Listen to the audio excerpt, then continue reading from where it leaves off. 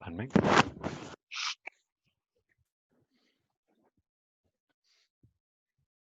All right, just give me a second to sort myself out.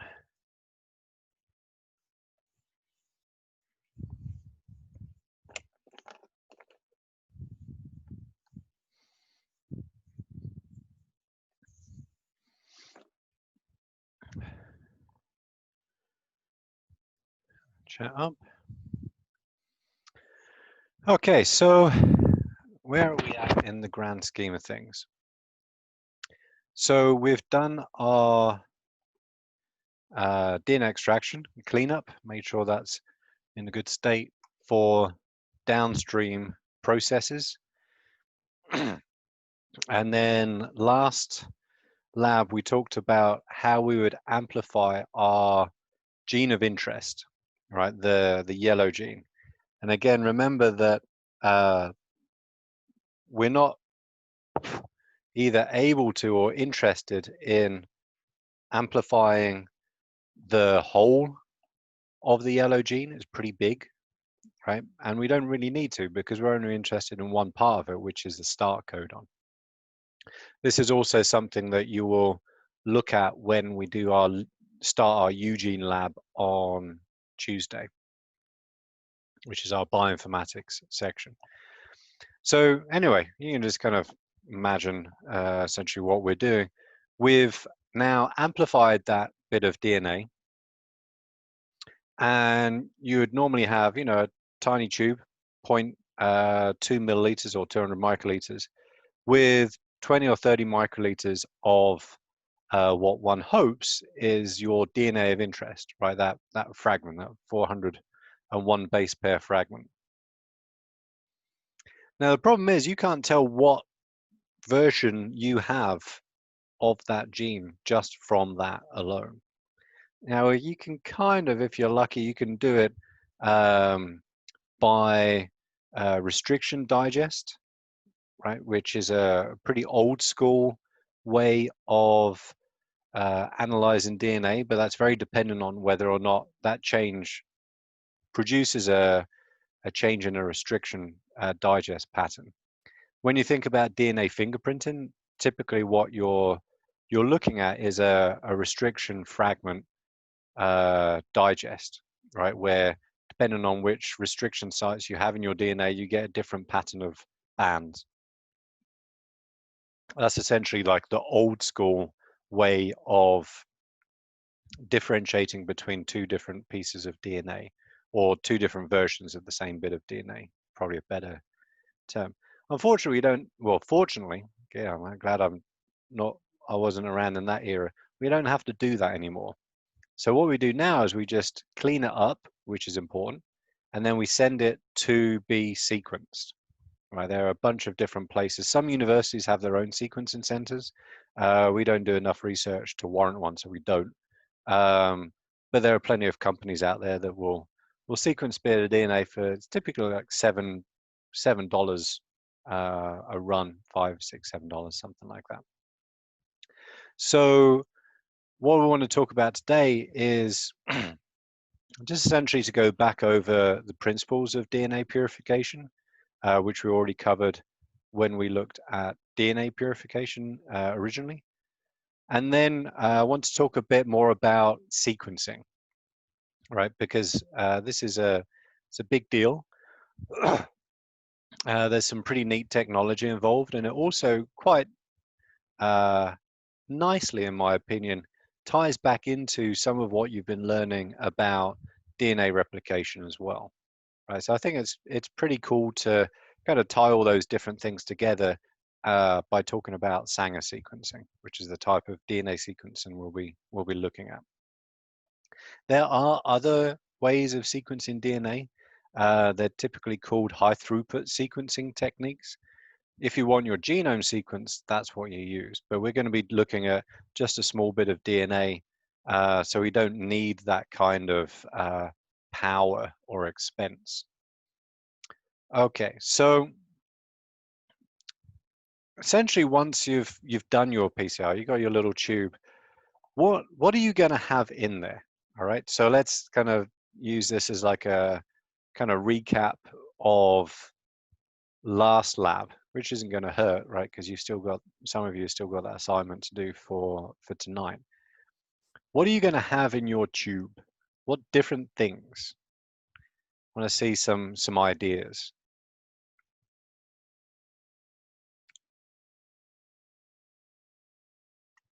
What compounds or chemicals? You're going to have magnesium, right? So you're going to have some salts, magnesium being one of the main ones.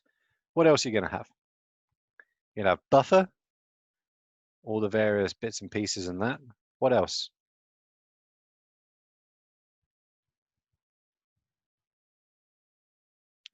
Yeah, you're going to have your protein, right? Your Taq DNA polymerase.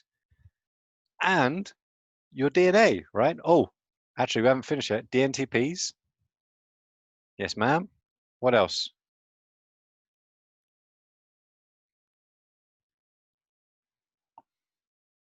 You're going to have your DNA of interest. Oops. And there's one last thing.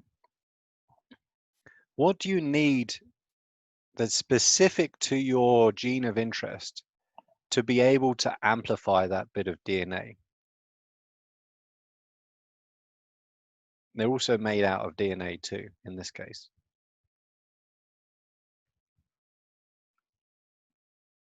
Nope, no amino acids. Think about DNA nucleotides. You already got that in your DNTPs. Think about that would be your DNA polymerase. Think about how DNA replication works in general, right? What does DNA polymerase need to be able to start replication? Begins with a P. Nope, not GTP. Same thing as you get. Yeah, there you go. You guys stop me from going for tenuous analogies. I was going to say the thing in a bullet which sets off the main charge, right? It's a primer, right? So all of those things are in that tube. Obviously, a lot of those primers will be already incorporated into your new DNA, one hopes, but you're not going to use up all of them. All of these things typically are, apart from magnesium, provided in excess, right? Way more than you'd actually need just to make sure you have enough to get to the end. So one of the main priorities of your cleanup process, right? The principles are the same. You're going to add some binding solution. You're going to spin it through a silica column. The DNA will stick to the column. Then you're going to wash it, and then you're going to elute it in water or nuclease-free water or TE, right? But the purpose here is not to get rid of all the various cellular junk and crap that you get when you're extracting DNA from a cell or an organism. Now you need to get rid of all these specific PCR components, right? And the two that you want to make sure you get rid of most effectively, pardon me. Oh, actually, no, not all of them actually, but specifically the polymerase. You don't want that hanging around. You really, really don't want your primers hanging around because you're going to need to add a primer to do your DNA sequencing, right? So you don't want any of the old ones kicking around because you may end up getting like a really weird and wacky result. And you also don't want the DNTPs around anymore because the sequencing method uses very specific DNTPs. So essentially the whole purpose of the PCR cleanup is to get rid of all of that, right? And exactly the same principles apply to the other method of DNA purification that we've already covered. It's just now we're trying to get rid of different things, essentially. We still want out the end nice, pure, protein-free, salt-free, or ion-free DNA. And that's the kind of aim that we're heading for. What else do you need to do once you get your tube out the PCR machine, right? Other than clean up that DNA, what else do you need to find out? Remember me talking about the magic chicken that we have had over our PCR machine back in Penn State. If the DNA is there, right? We hope the DNA is good. That would be kind of part after the DNA cleanup. We'll use a nanodrop to make sure we have enough and it's a good concentration in that. We want to actually make sure that our DNA, our PCR worked, right? And so the way that we do that is by using, again, as we did before, gel electrophoresis, right? So there we know exactly the size band that we're looking for. And actually, let's see if I can quickly dig out an example of what one of those gel pictures looks like.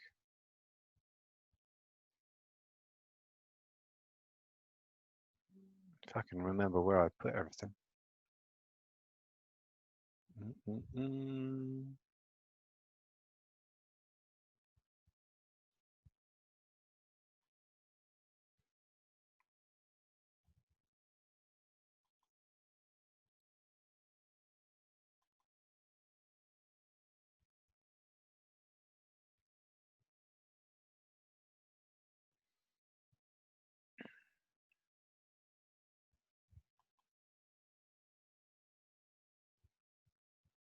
Yeah, it's taking its sweet time.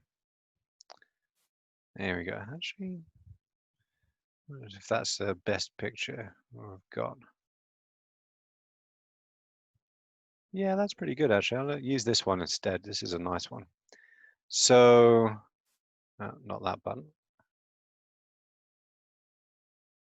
Essentially, when you run this gel, you're going to be using the same thing as you did before, which is a DNA molecular weight marker, because you know now how big that band should be, right? It should be 401 base pairs. You're not going to be able to tell between 380 and 420 with this, but you know it's going to be around the 400 mark. And so you add your DNA ladder here, and this is a 1 kilobase ladder. So this is 10. Don't know what that one is. This one is 500 base. No, this is 250. 250 and 500. And so you're looking for a band just between these two. We don't need to do it precisely like we did with the standard curve stuff, but we do need to make sure it's, you know, about halfway in between. And so these red bands, they're not actually red. This is a software artifact. It basically tells you that your image is saturated, right? So there's so much DNA there that whatever the brightness is, you're not seeing the true amount of DNA. That's what the saturation means in this case. And so that tells you you've just got stonking amounts of DNA. So this worked really, really well. You'll also see some other bands, right? So these are worth explaining too. This one here is single-stranded DNA, right? So we did produce so much product in the last few rounds of PCR. So remember, each round is the same. You have your denaturation, annealing, extension, and then the previous round's products are then, well, that round's products are then used as the templates for the next round of PCR. So you get this huge expansion of DNA or numbers of template. And at a certain point, you basically run out of your ability to copy all of them. And so what you end up with is some half-finished bits and pieces, right? So these are single-stranded bits of DNA, right? So you made one side, but you didn't get the time to make the other side, essentially, right?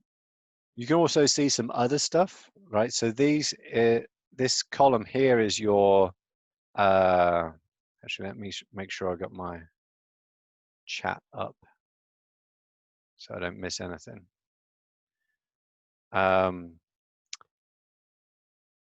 These are your positive template PCRs. And quite often, just as a like a quality assurance type thing, whenever you do a PCR, you do a no template control. So in theory, you shouldn't see anything in your no template control. It's really to control for any potential contamination with other DNA, right? From your, your neighbor one bench over, or from your hands, or whatever. And so you also run that and make sure that there's no band there. And you're probably wondering, well, what's this band down here? This is these are your primers. So these are about 20 to 30 base pairs long. So they will show up on this gel.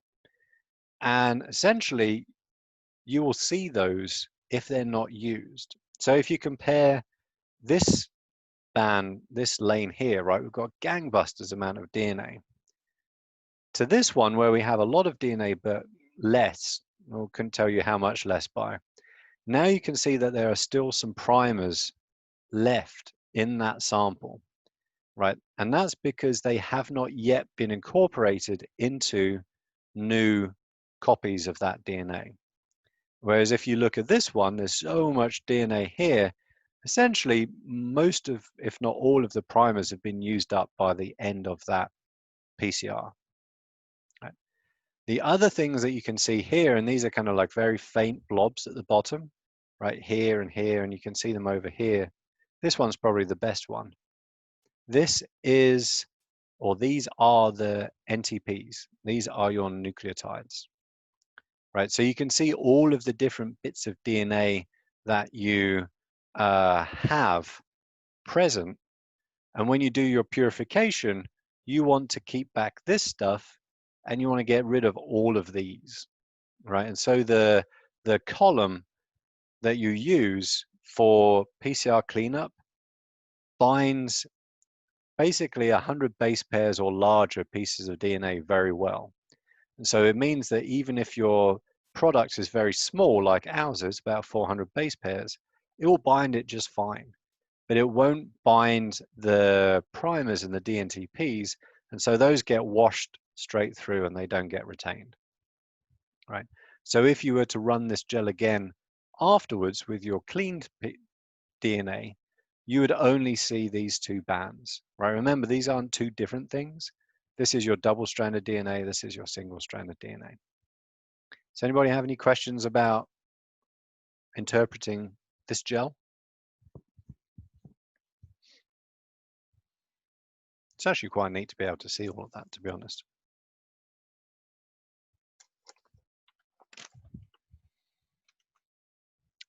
Okay, cool.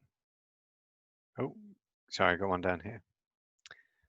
So the single-stranded DNA is smaller by size, right? It's actually the same length of DNA, but it's only one single strand, so it runs down the gel faster.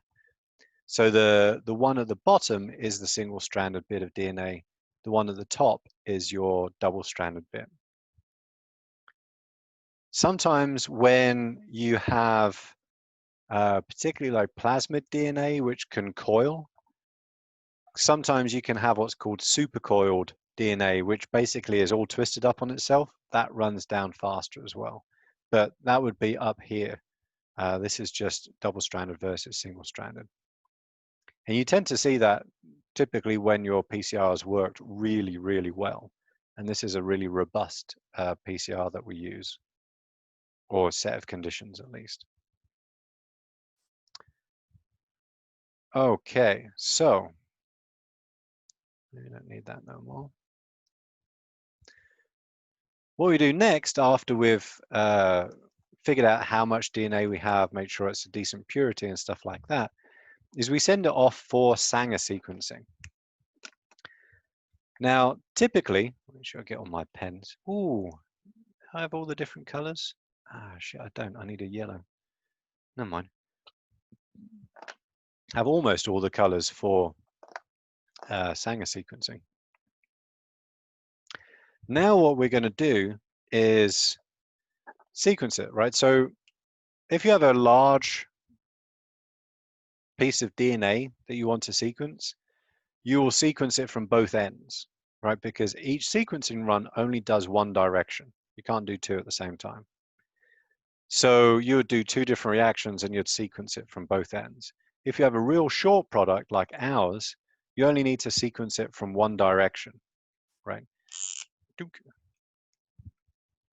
And I think that we sequence it from, so so basically what Sanger sequencing is,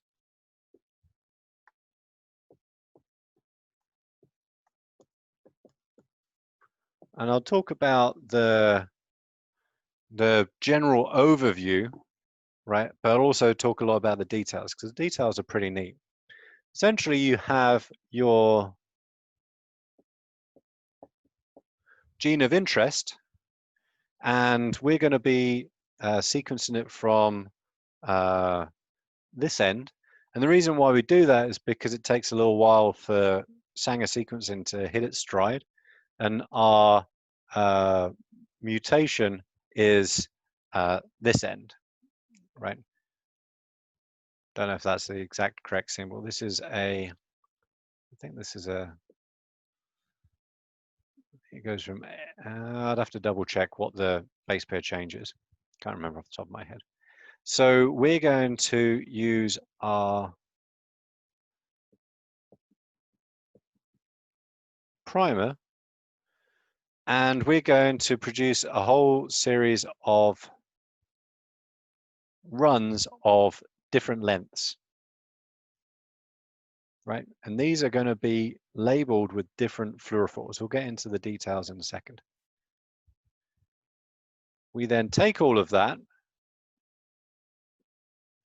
and we literally run it down a tube. It's called capillary sequencing, or capillary if you're American.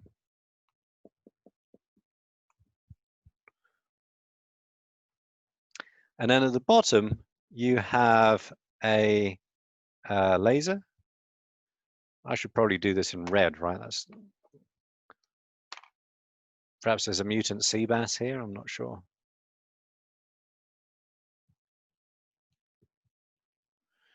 And you have a detector here.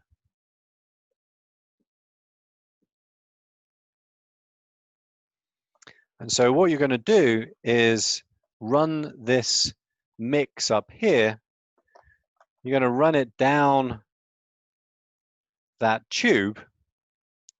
And then as it pops out, you're going to shine some light on it using a laser and see what color it is, right? And then that is going to give you basically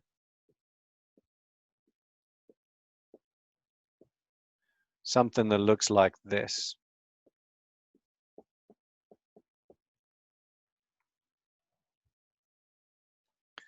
Or actually even better, let's kind of do it. It's going to give you a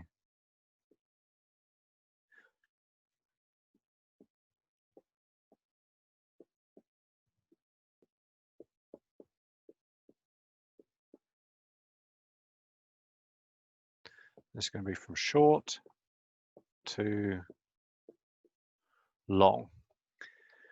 So you're going to run this down the capillary, and it's very much the same principles as gel electrophoresis, right? So the smallest bits go fastest, and we're going to be doing our yellow gene or gene fragment from the 3' end. Right, so you're going to generate all these different length fragments. They're all going to have a different color. We'll get into why in a second. We're going to run them down a tube, capillary tube, and then essentially flash a light as every single fragment comes out.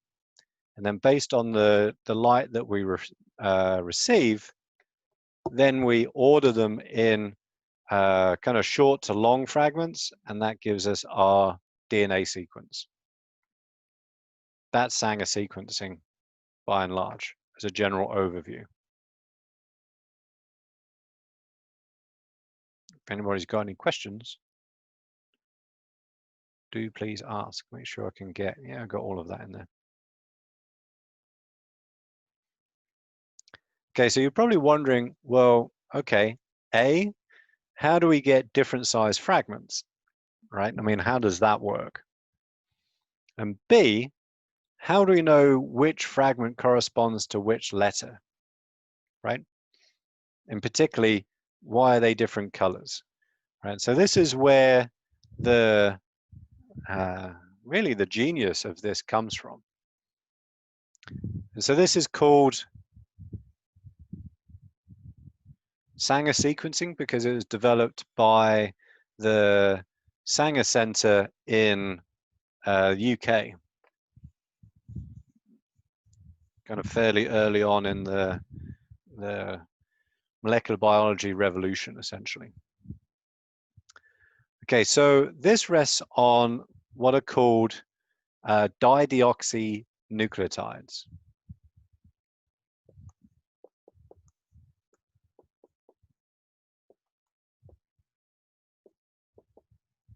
So remember, RNA is ribonucleotide or ribonucleic acid, right? So it has 2 OHs. Deoxyribonucleic acid or DNA has 1 at the 3' position. And dideoxynucleotides do not have any, right? So normally,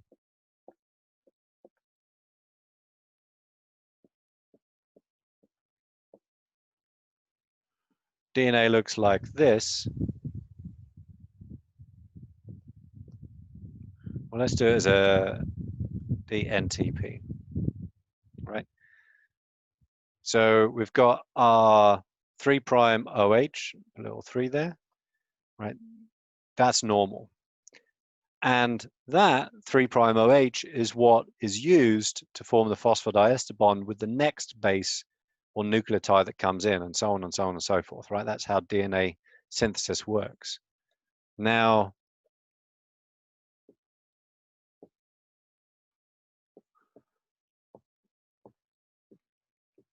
dideoxy nucleotides or DDNTPs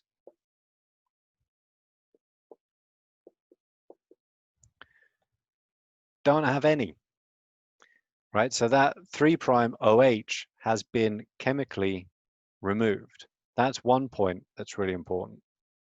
So once this base is incorporated into that growing strand of DNA, can you add another one?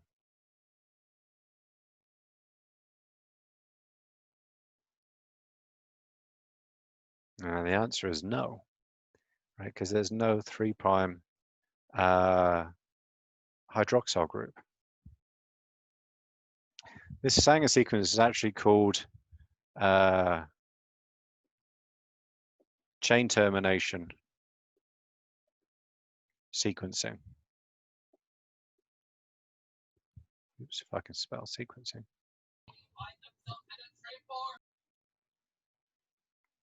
Right, because that's the principle on which it rests. So this is how we get those smaller fragments. So essentially what you do when you set up a Sanger sequencing reaction is you set up 4. Yeah, I think you set up 4 typically, right? For each one, you will have one of the base has a small percentage of it consists of DDNTPs, right? So you might have a 10-to-1 let's say DATP to DDATP. And so that means that every time there's an A, or rather a T in the other one, but A comes up that you need, 9 times out of 10, you're going to add a normal DATP and extension continues, right? But 1 every 10, I don't know the exact ratio, but this is as good a number as any. But 1 every 10, you're going to incorporate a DDATP, and so DNA replication stops. That's how you get those different fragments. And because it's random, you get a whole range of different fragments from this. Now, the second cool trick So that's how you get the smaller fragments. Well, how do you know which fragment corresponds to which base, right? And so the way that you do that is you attach a fluorophore, right? Something that will fluoresce a particular color when it's excited by light to each of those different bases. Now, I can't actually remember, let's see if I can pull one up, what all the different colors are. Let's see. I'll see if I can find a good picture.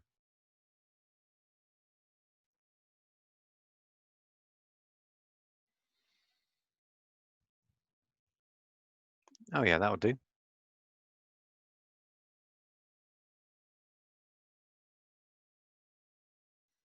Oh, I got A's wrong. Never mind. Oh, I do have enough colors. Fabulous. Right. So let's see if this is a better.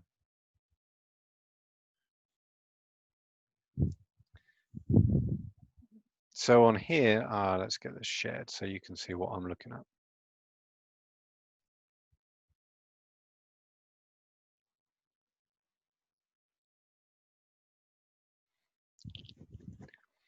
So on here, we have blue is, oops, how can I not spell blue? Right. Get this pen off. I don't want to come off. A equals green. As G equals, yeah.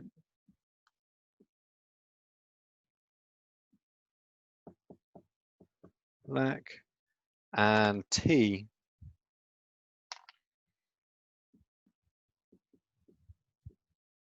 Right. So every one of these DD ATPs, you have DD-NTP, right? You have DD-ATP, that'll be green for this fluorophore here. DD-CTP for cytosine, that will be blue. So when you run this down the detector, the color equals the base, right? And so what that looks like, let's take a picture and get this shot off.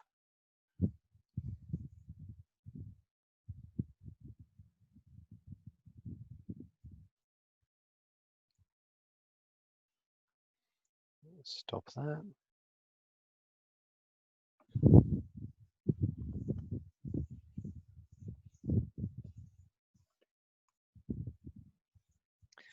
So if you have a sequence like, let's say,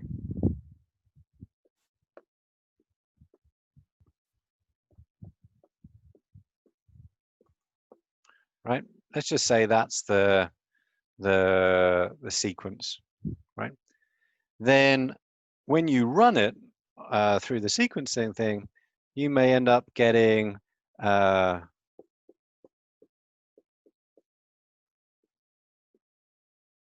you might get what was A again? Crab sticks. Should have paid attention to the color, shouldn't I? I think A is green. Yeah. Off you go.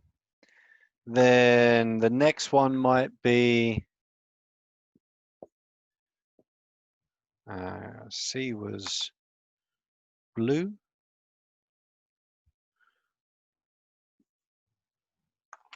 You get a whole different mix of fragments, right? When you do this, let's get back so I can see what I'm doing of, right? And if you do it properly, then you're going to get a different fragment stopping at every single different base, right? And so when you run these down your capillary or capillary, right? Essentially, this one will come out first. Actually, the one that will come out first will be that one. And then the next one will be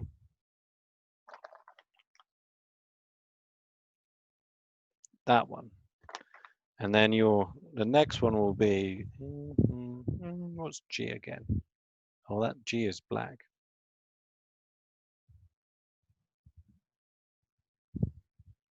Right.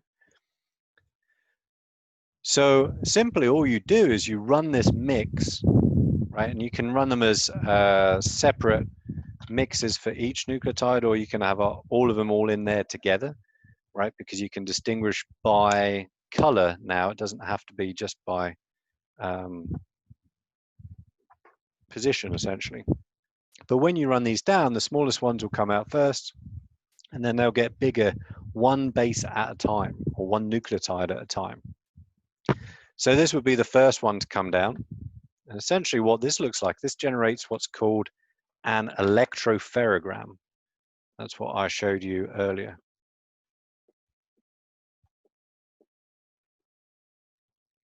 Fancy word for pretty visualization of DNA, right? So what you'll get is a big peak of green, right, for the first one.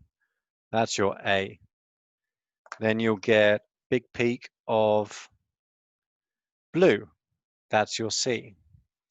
And then you'll get another peak of blue. That's a C. Then you'll get a peak of black. That's a G. Actually, we could go all the way through this, couldn't we? It's kind of fun.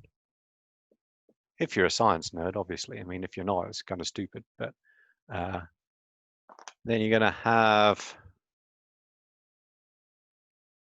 CC, and then G, and finally an A. And so what you're looking at is, this isn't an arbitrary thing. This is actually the point brightness as that bit of DNA comes out of the tube and gets hit by the detector, right? So if you have a lot there, you get a big peak, right? And so this is actually able to differentiate between, you might get like a weird signal with like a lower peak. That's not the correct base call. So this is one nucleotide, it's just the A. This is 2, ends with a C. This is 3, ends with a C. 4 ends with a G. 5 ends with a T, and so on. And you can do this up to 700-800 base pairs in total, right? Ours is only 400, so we only need to do it with one primer. We don't need to do 2 separate reactions from both ends, right? And so essentially, this is our original sequence up here, and then we generate. I didn't write all of them down because I would run out of space. But you generate all different possible size fragments where each one will have stopped at one of these bases due to that dideoxy nucleotide being incorporated. Then when you run these down essentially a tube version of a gel, right? That's essentially what the capillary does. It separates out fragments based on size. And then you look for the color of those fragments, then that gets translated or transcribed even into this pretty picture or graph called an electropherogram. And that then is your DNA sequence. So that's how we go from the PCR product, right, which you would have produced last lab. We clean it, and then we send it off to the sequencing center, and then you get these things back, right? So you get the raw sequence, which is just the chain of letters essentially, and you also get your electropherogram, which tells you how good that sequence is, right? And you can make some calls yourself, which we'll be doing for the Eugene assignment, as to how good is that sequence read here, right? Are these nice clean peaks separated, or do they kind of start slouching into each other, right? This is the actual readout of the sequence.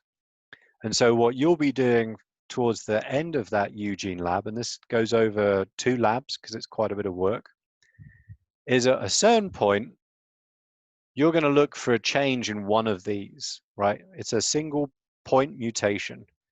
And again, I can't remember the exact base pair change, but it turns a start codon into a not start codon, right? I think it's a G to C transition, I think, right? And so you're actually going to be comparing sequences that were generated from flies by students in this lab. And you're going to look at those electropherograms, you're going to do some editing to kind of pretty them up and get rid of the cruft at either end. And then you're going to line up these sequences with a known good sequence, right, from the sequencing center or fly base. And you're going to say which ones differ, whatever that particular nucleotide is, right? And so that's what we'll be doing next week, right? This is the process of getting that sequence information to work with. And your job next week will be working through a series of exercises to figure out what that information means, right? That is really the final product of of this semester, but also of this particular series of modules, right? And typically, if you were doing this for for scientific research, you'd want to see what is that change, right? What consequence does that have on gene function, right? We know what ours is. It changes the start codon. It may be a missense mutation, right, where we change from one amino acid to another. It may be a splice acceptor site mutation, which causes a truncation. Might be a stop codon. It could be a lot of different things. Could be an insertion, a deletion, kind of an inversion, all kinds of weird and wacky stuff. And so then you take that information and you go, oh, okay, this amino acid has changed to this. Protein works less well because this amino acid is important in active site shape, let's say, of an enzyme, or binding of this thing to that thing, or whatever, right? Recognition by other proteins. And so that then moves on to the next question, which is, why do my worms or flies or mice or whatever look the way they do based on this particular mutation? What effect does that have on protein function? What effect does that have on physiology or metabolism or whatever? And then you just start kind of putting it all together into a bigger picture, basically, right? So that's what we'll be doing, at least at the sequence level, not next week, but on Thursday.